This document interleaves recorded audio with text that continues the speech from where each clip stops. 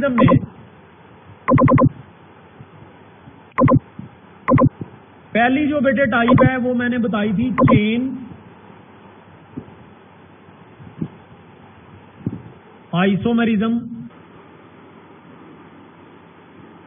या chain isomerism को skeletal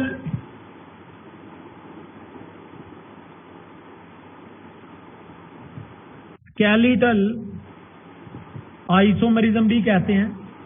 और इसके बारे में मैंने बताया था कि मिनिमम जो कार्बन एटम्स होने चाहिए, minimum carbon atoms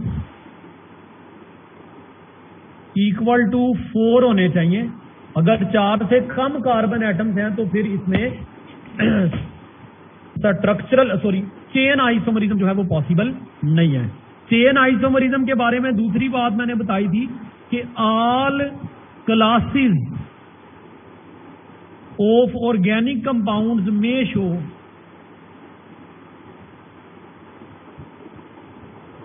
chain isomerism. तमाम ऑर्गेनिक कंपाउंड की क्लासेस जो हैं जिनमें कार्बन चेन हो और उस कार्बन चेन में अरेंजमेंट डिफरेंट पॉसिबल हो सकता हो, उसमें चेन आइसोमरिज्म जो है वो पॉसिबल हो सकती है। अच्छा, दूसरी जो टाइप है वो बेटे position isomerism.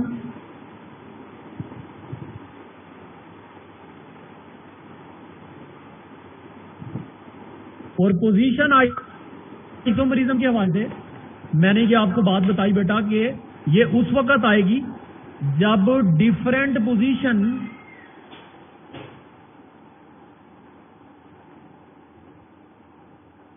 Of functional group, अगर फंक्शनल ग्रुप की पोजीशन डिफरेंट आ रही है। अच्छा, इस हवाले से ये बात याद रखें कि पोजीशन आइसोमरिज्म कौन कौन से कंपाउंड शो करते हैं? अल्कीन्स,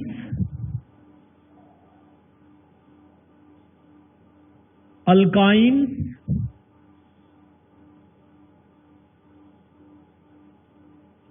और इसके अलावा मैंने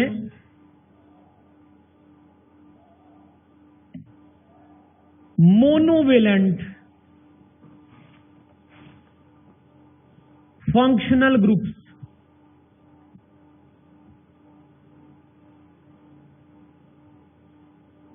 like hello group, OH group, nitro group, सायानो group, mercapto, थायो ग्रुप, अमाइनो ग्रुप। ये जितने भी मोनोवेलेंट फंक्शनल ग्रुप्स हैं ये ज्यादातर बेटे पोजीशन आइसोमरिज्म शो करते हैं। अब पोजीशन आइसोमरिज्म और चेन आइसोमरिज्म में एक बात का ख्याल रखना है आपने कि अगर आपने 2 आइसोमर्स हैं और उनके बारे में ये जज करना है कि वो पोजीशन आइसोमर्स हैं कि चेन आइसोमर्स हैं, तो आपने ये बात का ख्याल रखना है कि पोजीशन आइसोमर्स जो होंगे, position isomers have same carbon chain. Position isomers जो होंगे बेटे उनमें कार्बन चेन बिल्कुल एक जैसी होगी। अगर कार्बन चेन का ही डिफरेंस है तो फिर आप उन्हें पोजीशन आइसोमर्स नहीं कहेंगे, फिर आप उनको चेन आइसोमर्स कहेंगे। नेक्स्ट बेटे कैटेगरी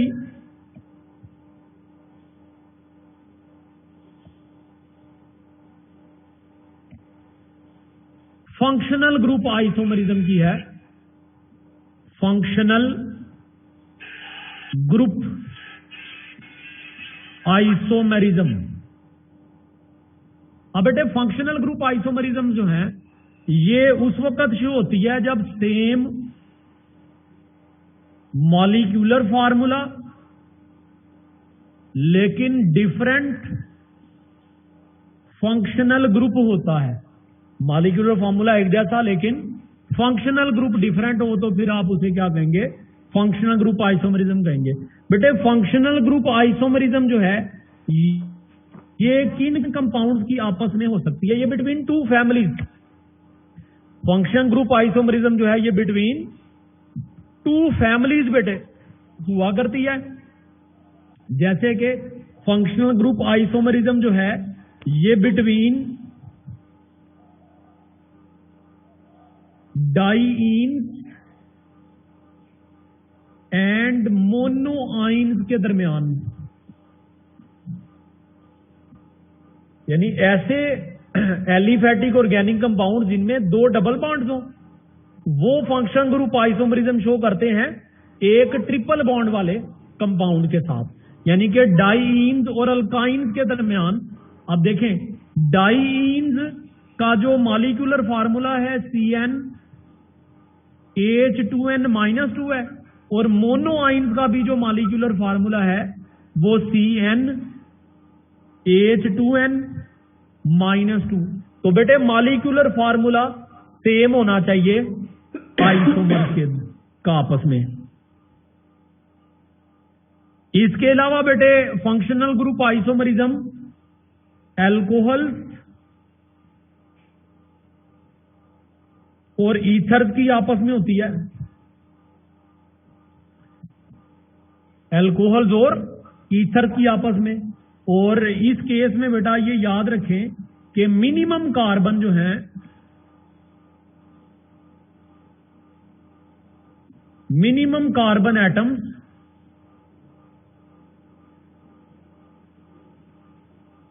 दो होने चाहिए, यानी कि मेथानोल का फंक्शन ग्रुप आइसोमर नहीं होता कोई, कम से कम एथानोल का होगा, दो कार्बन वाली अल्कोहल होगी, तो दो कार्बन वाला ईथर पॉसिबल है, क्योंकि ईथर में दो से कम कार्बन हो ही नहीं सकते। इसके अलावा फंक्शन ग्रुप आइसोमरिज्म बेटे alcohol, carboxylic acid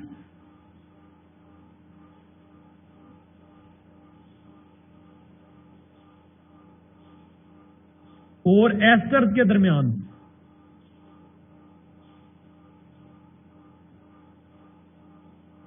carboxylic acids और एस्टर्स के दरमियान बेटे फंक्शनल ग्रुप आइसोमरिज्म बेटे पाई जाती है। और इसके लिए जो मिनिमम कार्बन है, मिनिमम कार्बन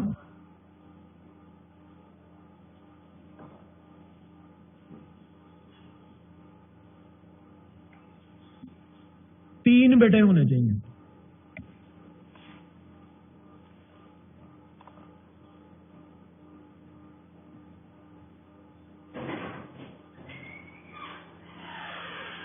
बल्कि सॉरी, वो कार्बन से भी चल जाएगा।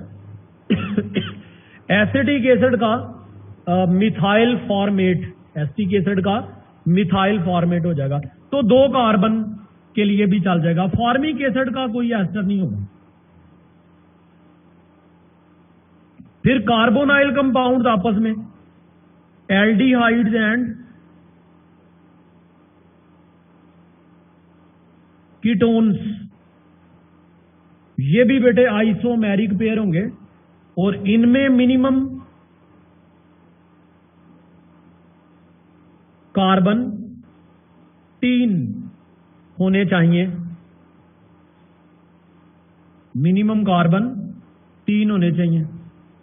इसके अलावा बेटे थायो एल्कोहल्स एंड थायो ईथर्स,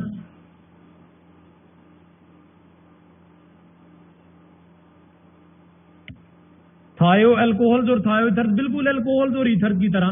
फर्क क्या होगा कि यहां पे ऑक्सीजन और यहां पे सल्फर है, और इसमें भी minimum carbon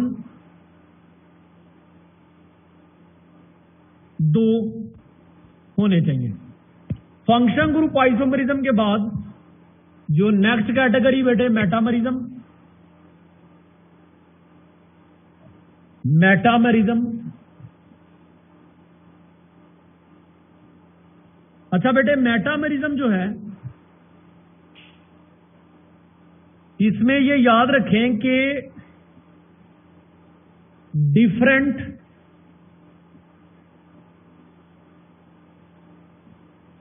distribution,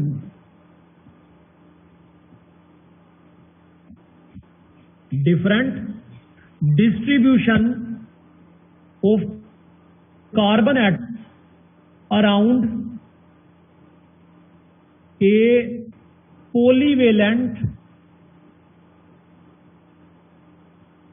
functional group, यानी कि फंक्शनल ग्रुप पॉलीवेलेंट होना चाहिए अदर देन, और एक शर्त क्या है, other than C double bond C and C triple bond C. वैसे तो सी डबल बॉन्ड सी भी पॉलीवेलेंट है, सी ट्रिपल बॉन्ड सी भी पॉलीवेलेंट है, लेकिन बेटे double bond carbon double bond और कार्बन कार्बन ट्रिपल बॉन्ड जो है ये कोई ऐसे फंक्शन ग्रुप नहीं है जो एटमों के ग्रुप से मुश्तमिल हों, दीज आर बॉन्ड्स, और इनको आप पोजीशन आइसोमरिज्म में पुट कर चुके हुए हैं। पोजीशन आइसोमरिज्म में डबल बॉन्ड और ट्रिपल बॉन्ड अल्कीन्स और अल्काइन के कार्बन कार्बन डबल बॉन्ड और कार्बन कार्बन ट्रिपल बॉन्ड, अगर इनकी पोजीशन चेन के अंदर चेंज होती है तो ये पोजीशन आइसोमरिज्म कहलाएंगे। इनमें आपने मेटामरिज्म अप्लाई नहीं करनी बाय कन्वेंशन, तो इसलिए ये एक्सक्लूड कर दें। इसके अलावा जो भी पॉलीवेलेंट फंक्शन ग्रुप होंगे उनके अराउंड बेटे मेटामरिज्म आएगी आपके पास। अच्छा जी, अब मेटामरिज्म कौन कौन शो करते हैं? मेटामरिज्म कीटोन्स शो करते हैं और इनमें मिनिमम कार्बन 5 होने चाहिए, मिनिमम कार्बन। फिर ईथर्स शो करते हैं, अगर इनमें मिनिमम कार्बन 4 हो, 4 से कम वाले ईथर्स में मेटामरिज्म नहीं होगी। Thioethers minimum carbon 4, esters minimum carbon 3,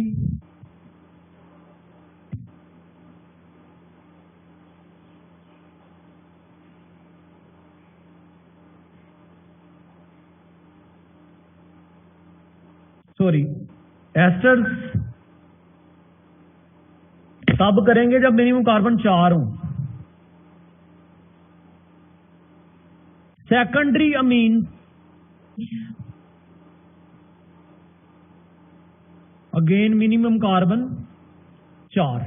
तो ये बेटे वो कंपाउंड्स हैं, क्लासेस हैं जो कि मेटामरिज्म शो कर सकती हैं।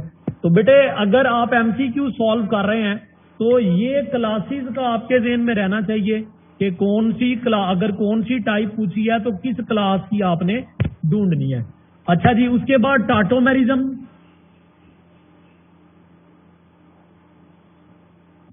टाटोमेरिज्म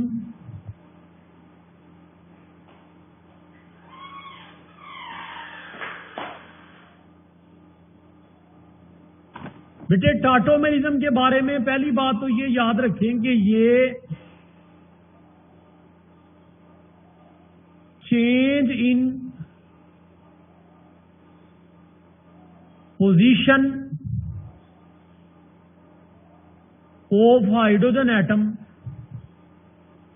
और प्रोटॉन की वजह से आती है। यानी कि विद इन ए स्पीशी, किसी स्पीशी के अंदर ही अंदर अगर प्रोटॉन या हाइड्रोजन एटम की पोजीशन में फर्क आ जाए तो वो टाटोमेरिज्म कहलाएगी।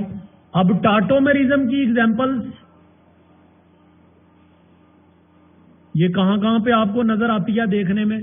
बेटे टाटोमेरिज्म आपको मिल जाएगी अमाइनो एसिड और ज्विटर आइंस में, अमाइनो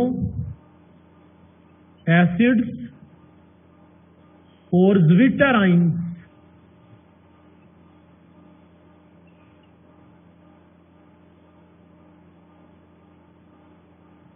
इसके अलावा टाटोमेरिज्म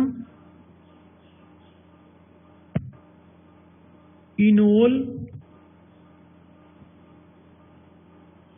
कार्बोनाइल यानी कि इनोल डबल बॉन्ड और OH ग्रुप हो, और उसकी टाटोमेरिज्म किसके साथ हो सकती है? कीटोन या एल्डिहाइड के साथ ये टाटोमेरिज्म हो सकती है। Enol and carbonyl. अब इनोल कार्बोनाइल टाटोमेरिज्म के लिए ये शर्त लाजमी है कि ये अल्फा बीटा इनोल होना चाहिए, यानी कि डबल बॉन्ड किसके दरमियान हो? अल्फा और बीटा कार्बन के दरमियान। डबल बॉन्ड किसके दरमियान हो? अल्फा और बीटा के दरमियान अगर डबल बॉन्ड है तो फिर उसमें हाइड्रोजन की पोजीशन चेंज करके आप कार्बोनाइल कंपाउंड बना सकते हैं, एल्डिहाइड या ketone.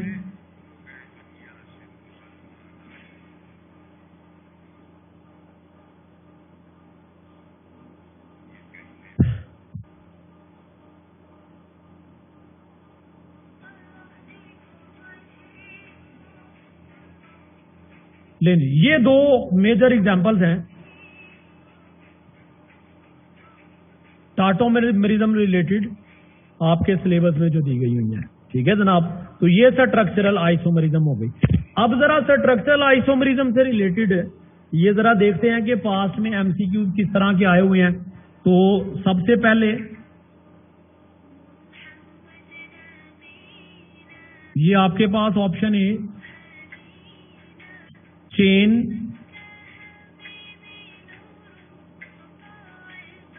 Isomerism, option B position isomerism,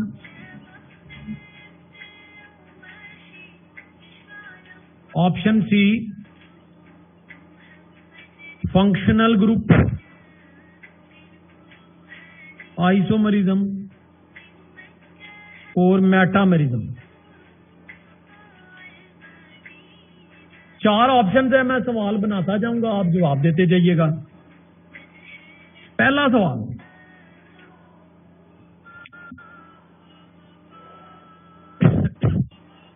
N propyl chloride and iso propyl chloride क्या है? ये दोनों कौन से आइसोमर्स हैं? एन प्रोपाइल क्लोराइड और आइसो प्रोपाइल क्लोराइड कौन से आइसोमर्स हैं? Position isomer, position isomer. N propyl chloride में 3 कार्बन और ये क्लोरीन, कार्बन 1 के ऊपर क्लोरीन लगा एन प्रोपाइल में, और आइसो प्रोपाइल में कार्बन 2 के ऊपर क्लोराइड लगा हुआ है। तो ये पोजीशन आइसोमर्स हैं, बीटा ऑप्शन हो गई।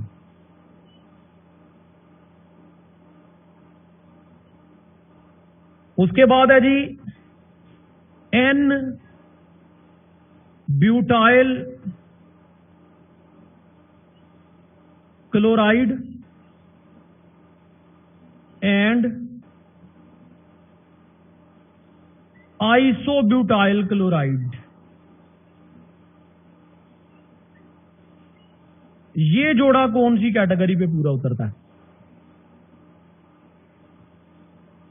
एन ब्यूटाइल क्लोराइड और आइसोब्यूटाइल क्लोराइड, ये किस कैटेगरी पे पूरा उतरता है?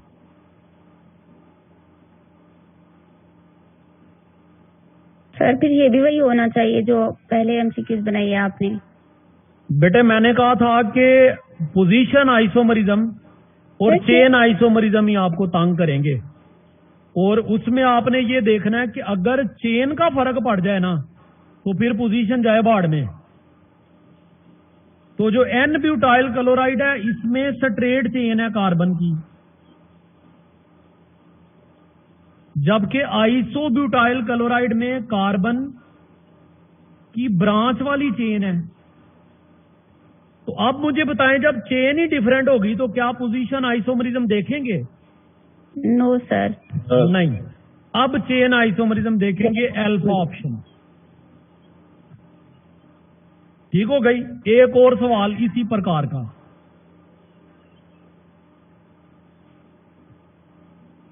Iso butyl chloride and secondary butyl chloride.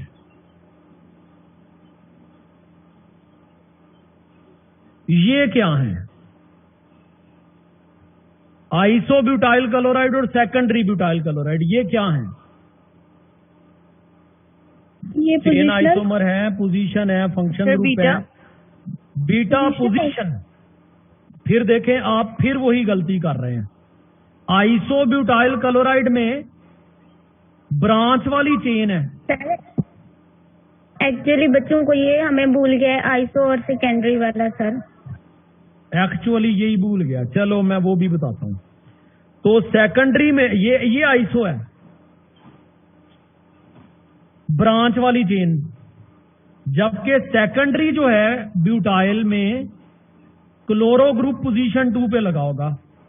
तो अब चेन का फर्क आ गया, ये स्ट्रेट चेन है सेकेंडरी में और आइसो के अंदर ब्रांच्ड चेन है। तो अगेन चेन का फर्क है। जब चेन का फर्क हो तो फिर आपने पोजीशन की तरफ नहीं जाना। अगर चेन का फर्क हो तो पोजीशन की तरफ नहीं जाना। तो आइसोब्यूटाइल और सेकेंडरी ब्यूटाइल क्लोराइड क्या है? ये भी चेन आइसोमर्स हैं। अल्फा ऑप्शन आ गई इसके बारे में। ठीक है बेटे। अच्छा, यहां पे मैं एक और स्टेटमेंट पुट कर देता हूं। ग्लूकोज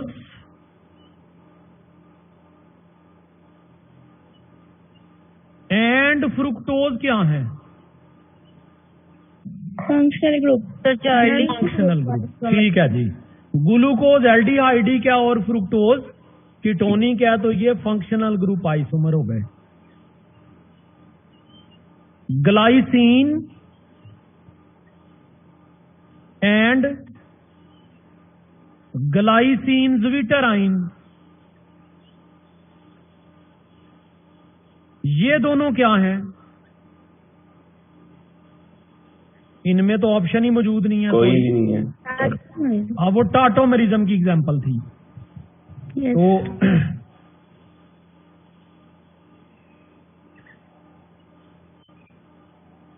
अच्छा भाई, एसिटिक एसिड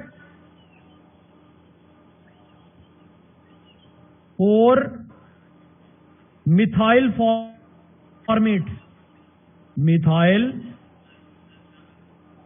फॉर्मेट ये क्या है? एक कार्बोक्सिलिक एसिड है और दूसरा एस्टर है। डेल्टा। ये फंक्शनल ग्रुप आइसोमर्स हैं। बेटे अगर फंक्शन ग्रुप चेंज हो जाए तो फिर मेटामरिज्म नहीं देखनी आपने। अगर फंक्शनल ग्रुप चेंज हो जाए तो फिर नहीं मेटामरिज्म की तरफ जाना। फंक्शनल ग्रुप और मेटामरिज्म में यही डिफरेंस है। अगर फंक्शन ग्रुप चेंज हो रहा है तो अपने मेटामरिज्म की तरफ टक्कर नहीं मारनी। मेटामरिज्म जो है वो मेटामर्स होते हैं, उनमें सेम फंक्शन ग्रुप होता है। Metamers have same functional group. Metamers का भी सेम फंक्शन ग्रुप होता है, पोजीशन आइसोमर्स का भी सेम फंक्शन ग्रुप होता है और चेन आइसोमर्स जो होते हैं उनका भी सेम फंक्शन ग्रुप होता है।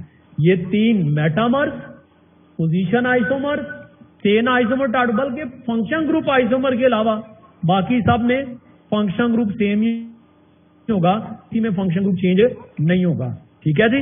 अच्छा जी, आगे अब ये जो एक मसला स्टूडेंट्स ने बताया कि भाई वो जो हमें ना प्राइमरी आइसो और सेकेंडरी का ही भूल गया हुआ है, तो उसके लिए मैं आपके सामने ये स्ट्रक्चर कुछ लिख रहा हूं, उससे आपको ये समझने में आसानी होगी।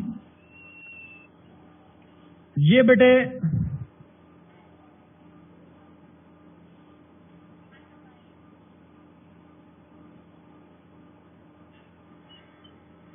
एक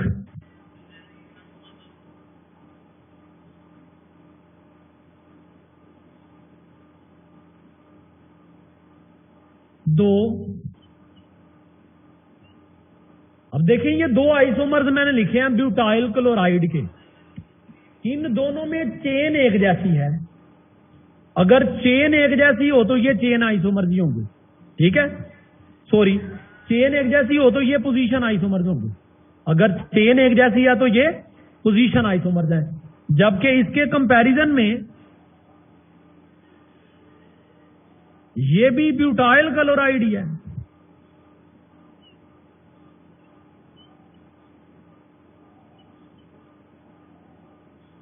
और ये भी ब्यूटाइल क्लोराइड है।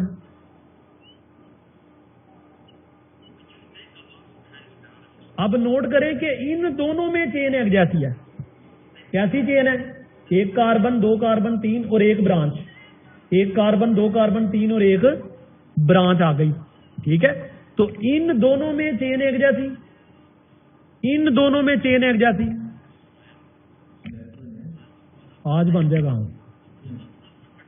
ये बी सेक्शन बी 11। अच्छा भाई, आज हम नोमेनक्लेचर भी देख लेंगे, तो इसका टेस्ट जो है ये कल आपने सॉल्व कर लेना है। कल इसी यूनिट की टेस्ट डिस्कशन भी होगी। अच्छा, अब जरा गौर करें कि ये दोनों एक दूसरे के क्या हैं? Position isomers. ये दोनों एक दूसरे के क्या हैं? Position isomers. ये दोनों, इन दोनों के क्या हैं? Chain isomers. क्योंकि इन दोनों की चेन सेम है, इन दोनों की चेन सेम है, तो ये दोनों एक दूसरे के चेन आइसोमर नहीं हो सकते। ये दोनों एक दूसरे के चेन आइसोमर नहीं हो सकते। ठीक है, लेकिन इन दोनों की चेन इन दोनों से डिफरेंट है, तो ये एक दूसरे के क्या होंगे? ये दोनों एक दूसरे के चेन आइसोमर, जबकि ये दोनों एक दूसरे के पोजीशन आइसोमर, ये दोनों एक दूसरे के। अब ये वाला है एन ब्यूटाइल, ये वाला है सेकेंडरी ब्यूटाइल, ये वाला आइसोब्यूटाइल और ये टर्शरी ब्यूटाइल। ठीक है जी, n butyl chloride, secondary butyl chloride, isobutyl chloride और ये टर्शरी ब्यूटाइल क्लोराइड। ठीक होगी बेटा बात। अब आप जरा नोट करें कि इसके कितने आइसोमर्स कितने हैं? 2। चेन आइसोमर्स कितने हैं? 2। और टोटल आइसोमर्स की तादाद कितनी है? 4। तो यहां पे मैं एमसीक्यू बेटे बना सकता हूं कि ये आपके पास कंपाउंड है C4H9Cl हैज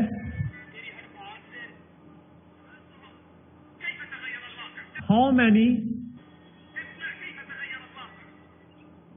पोजीशन आइसोमर्स? तो पोजीशन आइसोमर्स इसके 2, 4, 6, 3। पोजीशन आइसोमर्स इसके कितने हैं? 2 हैं। इसके कितने चेन आइसोमर्स हैं? कितने इसके चेन आइसोमर्स कितने हैं? तो चेन भी 2 तरह की थी, 2 चेन आइसोमर्स हैं। अगर पूछा हो टोटल स्ट्रक्चरल आइसोमर्स कितने हैं, तो 2 चेन, 2 पोजीशन, 4 बीटा। ठीक है जी, तो इस तरह से एमसीक्यूज भी बेटा आ सकते हैं। सर ये 2 चेन 2 दोबारा बता दूंगा। जी क्या कह रहे हैं? ये 2 चेन और 2 पोजीशन आइसोमरिज्म दोबारा बता दूं। बेटे ये दोनों चेन एक जैसी हैं? जी। ये दोनों चेन्स भी एक जैसी हैं? ठीक है। तो चेन्स कितनी तरह की पॉसिबल हुई? 2 तरह की। अच्छा अच्छा, ठीक है इसमें, ठीक है। तो 2 चेन आइसोमर्स।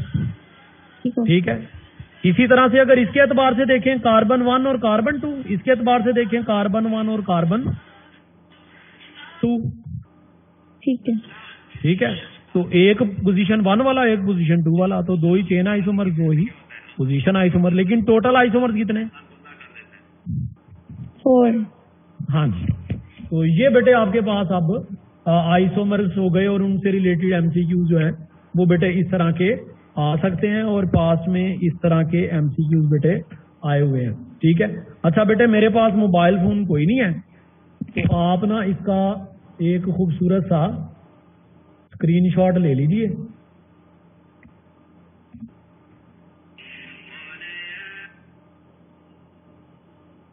ये मैं इधर नीचे लिख देता हूं। ये N है, ये सेकेंडरी, ये आइसो और ये टर्शरी। तो अब ये जो कुछ भी मैंने करवाया था एक बोर्ड पे, तो इसका बेटे स्क्रीनशॉट आप ले लीजिए। स्ट्रक्चर आइसोमरिज्म बेटे कंप्लीट हो गई हमारी। सर मिथाइल फॉर्मेट का एक बार फॉर्मूला भी बता दूं। किसका? Methyl formate. मिथाइल फॉर्मेट का स्ट्रक्चरल फॉर्मूला लिख दूं। ये एसिटिक एसिड है,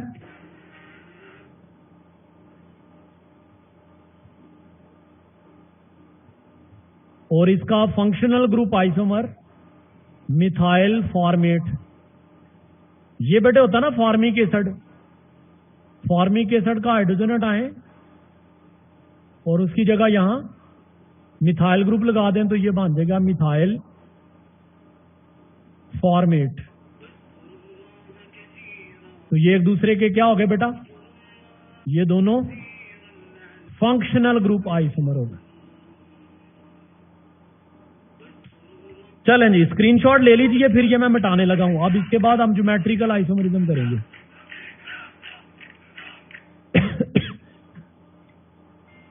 मिटा दूं भाई? Yes sir.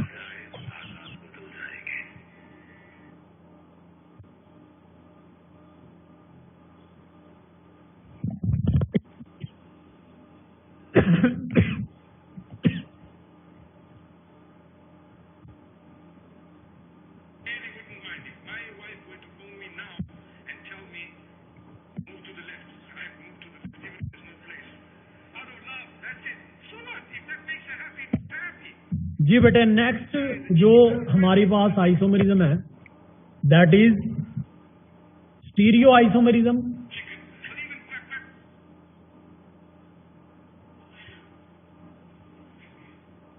बेटे स्टीरियो आइसोमरिज्म उस वक्त आएगी जब different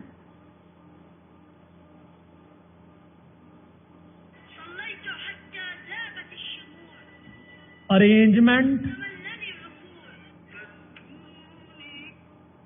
of groups in space। अगर स्पेस में एटमों या ग्रुप्स का अरेंजमेंट डिफरेंट आ रहा है तो उस वक्त फिर हम कहेंगे कि ये स्टीरियो आइसोमरिज्म है। स्टीरियो आइसोमरिज्म जो है ना, ये दो तरह से आ सकती है। एक आइसोमरिज्म ऐसी है कि different relative position of same या similar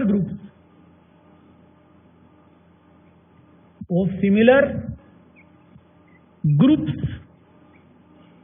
around a carbon carbon double bond और ए रिंग, किसी रिंग के अराउंड या कार्बन कार्बन डबल बॉन्ड के अराउंड अगर डिफरेंट पोजीशंस आ रही हैं या अपोजिट पोजीशंस आ रही हैं सिमिलर ग्रुप्स की, तो उससे एक आइसोमरिज्म की टाइप क्रिएट होती है। इस टाइप की आइसोमरिज्म को हम बोलते हैं cis trans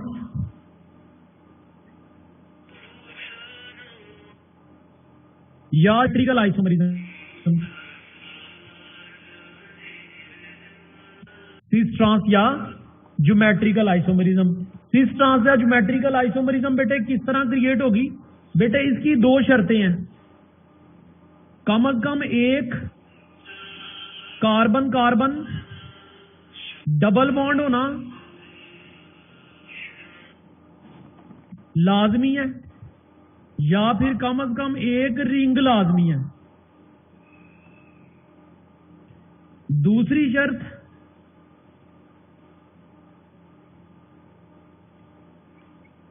to different groups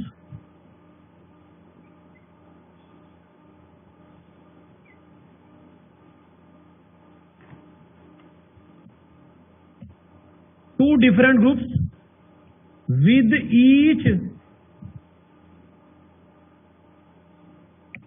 of double bonded carbon. जो डबल बॉन्डेड कार्बन हैं उनके साथ कम से कम 2 ग्रुप डिफरेंट लगे होने चाहिए। अब इसको हम कैसे डिपिक्ट करते हैं? ये आपके पास कार्बन कार्बन डबल बॉन्ड है, तो इस कार्बन के साथ एक ग्रुप ए लगा है, दूसरा बी लगा है, तो इस कार्बन के साथ भी एक ग्रुप ए और एक बी लगाओ। तो अब जरा नोट करें कि जिस साइड पे दोनों ए हैं, एक ए है, दूसरी साइड पे दूसरा ए है, जिस साइड पे एक बी है दूसरा भी बी है, तो इसको आप सीस फॉर्म कह देंगे। या फिर इसे आप रोटेट कर दें तो ए के सामने बी और बी के सामने ए। अब आप देखें कि इस कार्बन के साथ भी 2 डिफरेंट ग्रुप, इसके साथ भी 2 डिफरेंट ग्रुप, और सेम डायरेक्शन में भी डिफरेंट ग्रुप। यहां पर इस कार्बन के साथ 2 डिफरेंट ग्रुप, इस कार्बन के साथ 2 ग्रुप, लेकिन सेम डायरेक्शन में सेम। अगर सेम डायरेक्शन में सेम आए तो सिस, अगर सेम डायरेक्शन में डिफरेंट आए तो ट्रांस। ये तो कैटेगरी होगी डबल बॉन्ड वाली। अब मैंने कहा कि रिंग के अक्रॉस भी पॉसिबल है, तो जैसे ये आपके पास 3 कार्बन वाली रिंग हो, रिंग में इस कार्बन के साथ एक ग्रुप ए लगाओ और दूसरा बी लगाओ, इसके साथ भी एक ए और दूसरा बी लगाओ, तो ये सिस हो गई। लेकिन इसके मुकाबले में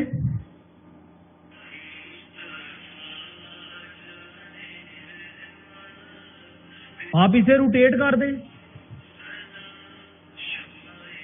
डिफरेंट ग्रुप सेम साइड पे चले जाएं या सेम ग्रुप अपोजिट साइड पे चले जाएं, तो ये ट्रांस हो जाएगा। तो अब आप देखें कि रिंग के अक्रॉस भी बेटे सिस ट्रांस आइसोमरिज्म पॉसिबल है। अब बेटे सिस ट्रांस या ज्योमेट्रिकल आइसोमरिज्म जो है, इसकी बुनियादी कॉज क्या है? अगर आपसे इसका कोई कॉज पूछता है तो ये जो मैंने 2 बताई हैं ये कंडीशंस है। कॉज है रिस्ट्रिक्टेड रोटेशन,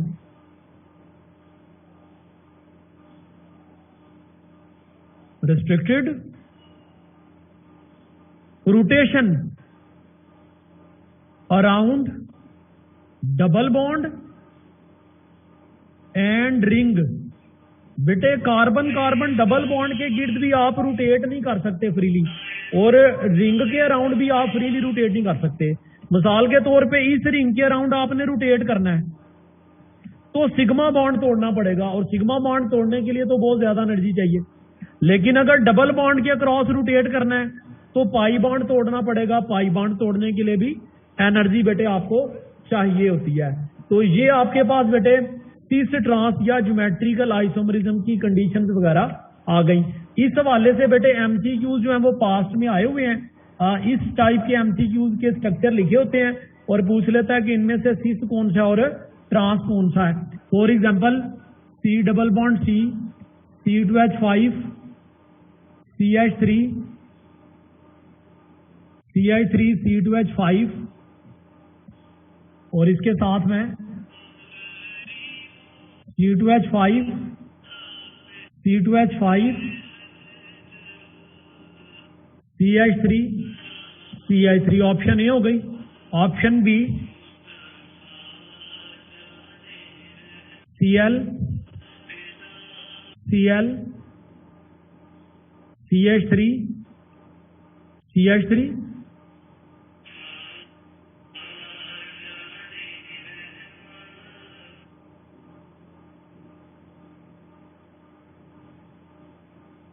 ऑप्शन सी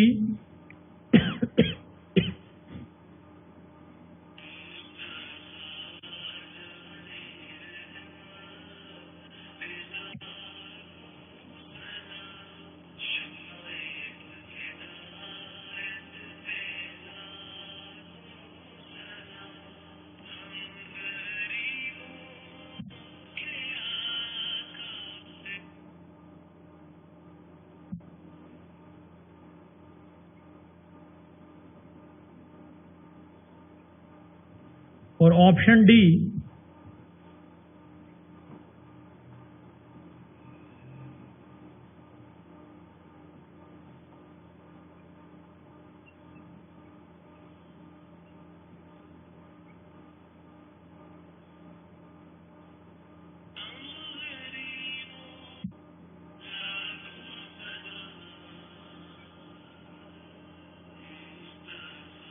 जी बेटे, इस तरह का एमसीक्यू बेटे पास में आ चुका हुआ है। आपने बताना है कि कौन सा सिस ट्रांस आइसोमेरिक पेयर है।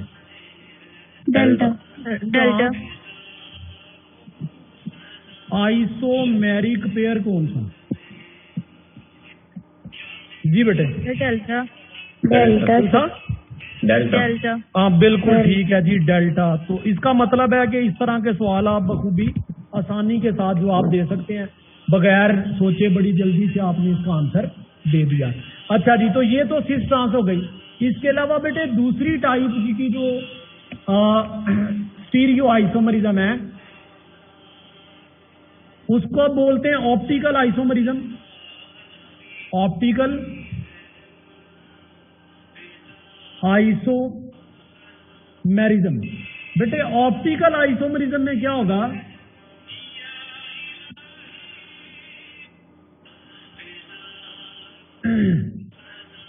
कि आपके पास 4 डिफरेंट ग्रुप, 4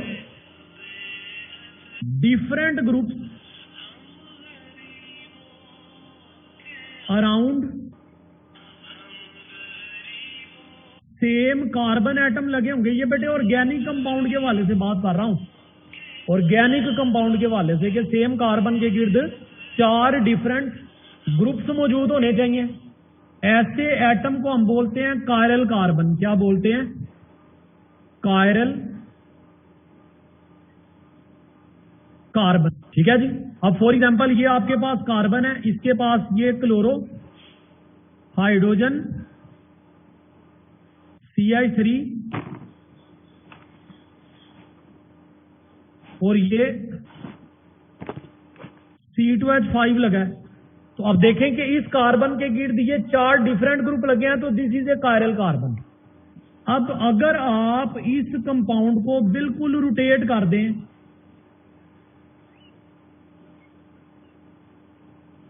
कि मिरर इमेज के तौर पे सामने आ जाए,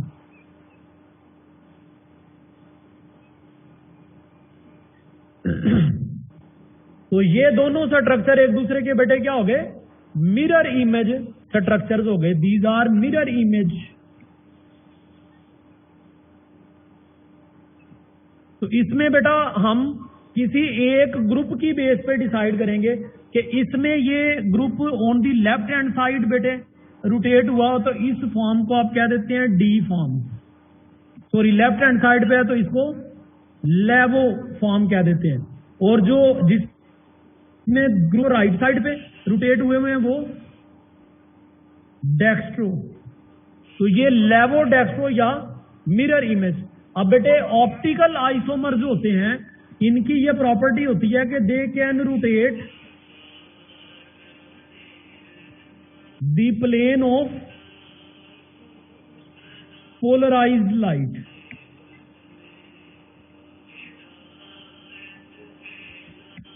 ऑप्टिकल आइसोमरिज्म की एग्जांपल्स में बेटे amino acid except glycine, glycine के अलावा बाकी जितने भी अमाइनो एसिड्स हैं वो बेटे ऑप्टिकल आइसोमर शो करते हैं। उनमें कायरल सेंटर कम से कम एक मौजूद होता है। बाकी जो आपके पास ग्लाइसिन है उसमें कोई कायरल सेंटर मौजूद नहीं होता। इसके अलावा लैक्टिक एसिड, लैक्टिक एसिड की एक बड़ी मशहूर एग्जांपल है कि लैक्टिक एसिड जो है ये भी कायरल सेंटर शो करता है। लैक्टिक एसिड का अगर फॉर्मूला देखें OH COOH, तो ये आपके पास लैक्टिक एसिड है। और इसकी मिरर इमेज अगर मैं बनाऊं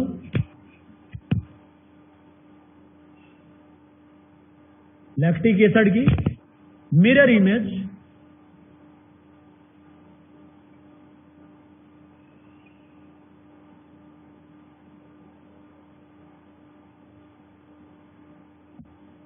सॉरी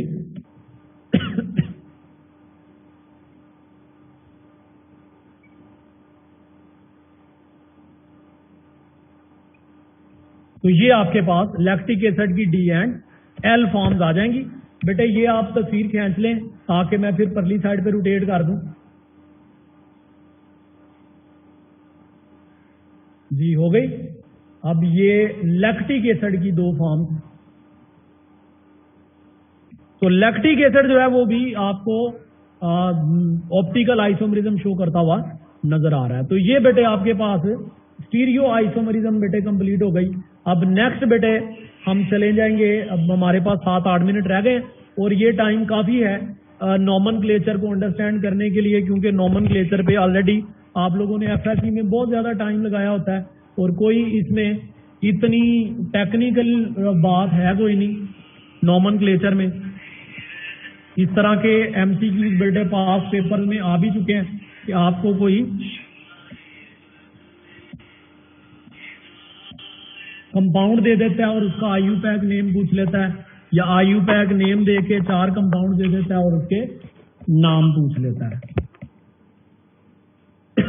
वो फार्मूला पूछ लेता है। तो इस तरह से बेटे एमसीक्यूज नॉमनक्लेचर से रिलेटेड आ सकते हैं। अच्छा भाई, नॉमनक्लेचर जो है वो मैं यहां पर हर टाइप का कोई ना कोई कंपाउंड लिखूंगा और फिर उस कंपाउंड की आईयूपैक नाम जो है वो रखने की कोशिश करेंगे ताकि हमारे हर तरह के रूल्स जो हैं वो बेटे रिवाइज हो जाए। तो सबसे पहले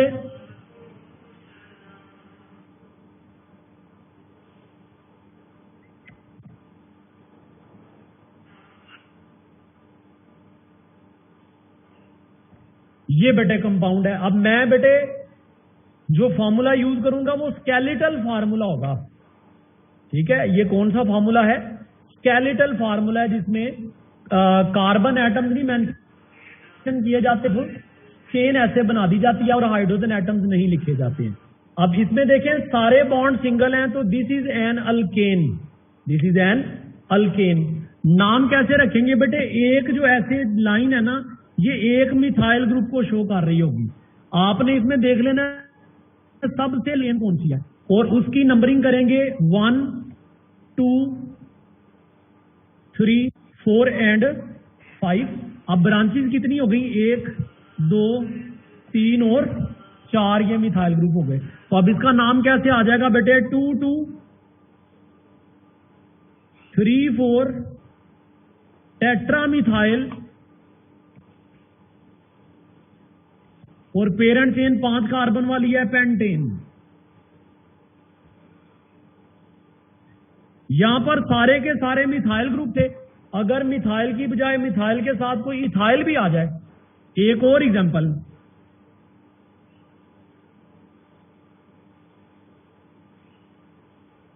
जी बेटा अब इसमें आप नोट करें कार्बन 1, 2, 3, 4, 5, 1, 2, 3, 4, 5 दो एक जैसी चेन्स आ गई।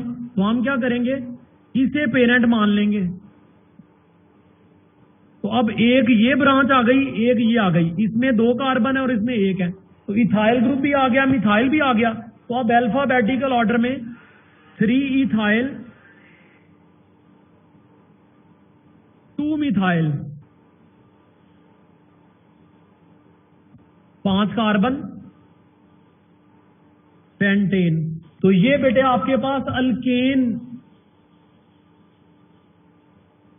की आईयूपैक नॉमनक्लेचर हो गई। उसके बाद बेटे अल्कीन्स पे चले जाएं।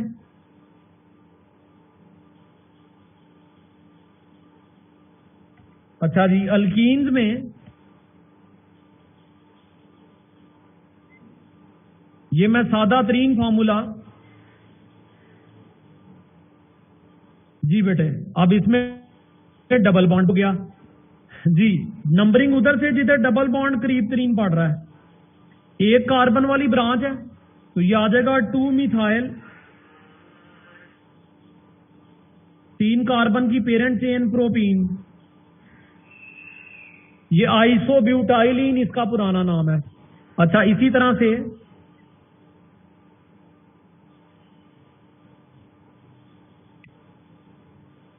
अच्छा अब ये नोट करें कि मिथाइल ग्रुप दोनों अपोजिट डायरेक्शन में है, टोटल 4 कार्बन है, तो ये आ जाएगा ट्रांस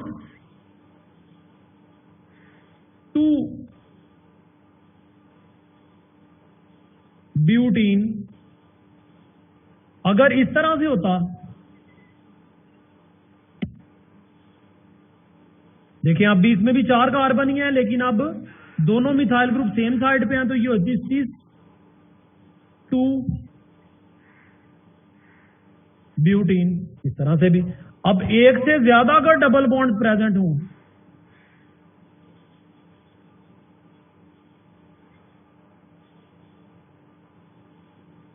जैसे अब इसमें ब्रांच भी और डबल बॉन्ड भी है, नंबरिंग उधर से शुरू करें जिधर ब्रांच करीब है। तो ये आ गया जी 2 मिथाइल।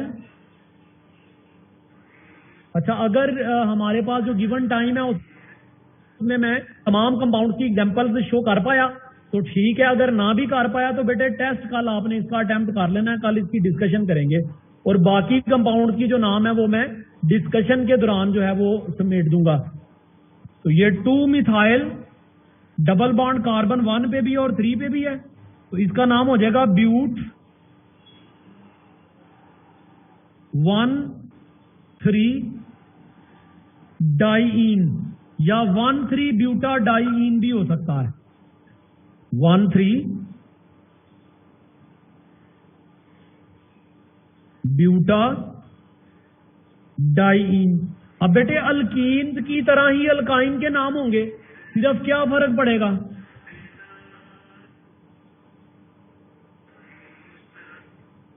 अल्काइंस और अल्कीन्स में क्या फर्क पड़ेगा कि जहां पे ईन आता था अल्काइंस में, अल्कीन्स में, वहां पे आइन आ जाएगा। फॉर एग्जाम्पल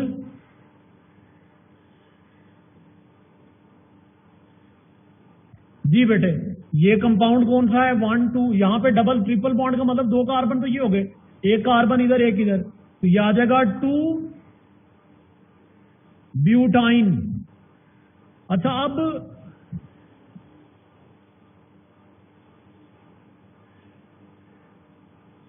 जी इसका क्या नाम होगा,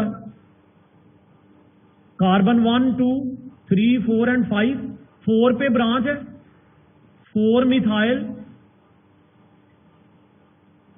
पेंट 1 आइन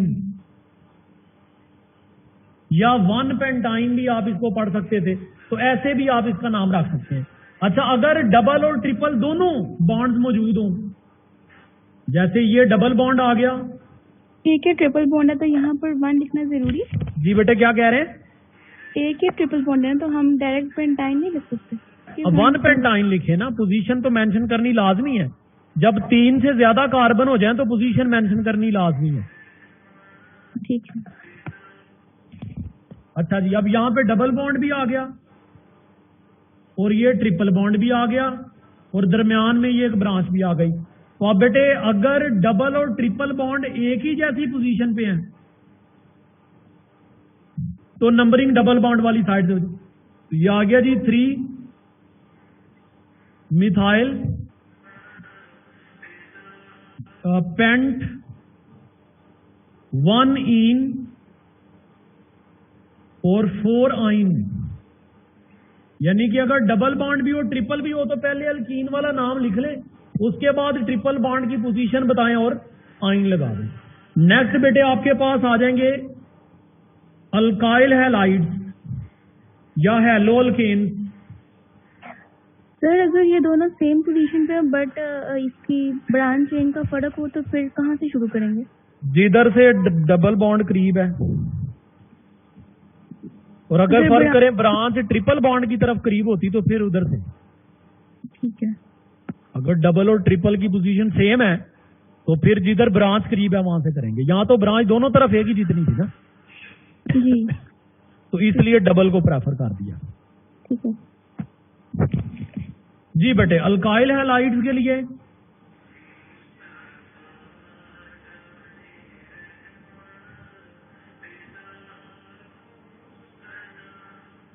अच्छा भाई, ये कंपाउंड जिसका नाम पास्ट में आ चुका हुआ है